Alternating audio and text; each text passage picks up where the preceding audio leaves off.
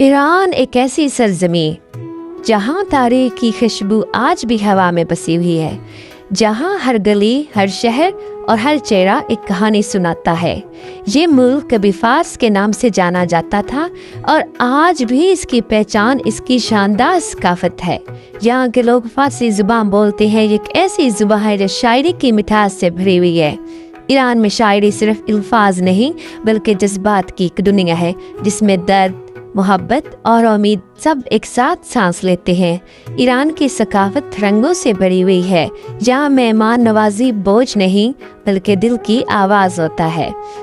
Iran में इल्म को एक ख़ास मकाम हासिल है, जहाँ के नौजवान तालीम के ज़रिए अपने ख्वाबों की हकीकत ढूंढते हैं।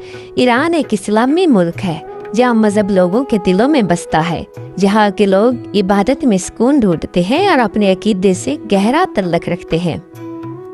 मुहर्रम के दिनों में हज़रत इमाम हुसैन रज़ी अल्लाह अन्हु की कुर्बानी को याद किया जाता है तो पूरा मुआशरा गम और एहतराम की फ़ज़ा में डूब जाता है।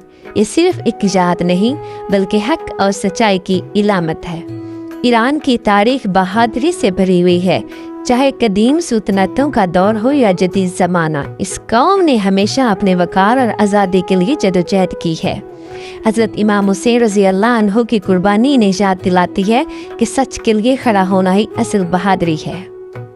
ईरान सिर्फ एक मुल्क नहीं, ये एक एहसास है, एक रवायात है, एक कहानी है, जहाँ की सकाफत की खुशबू, इल्म की रोशनी, ईमान की ताकत और बहादुरी की चमक एक साथ मिलती है।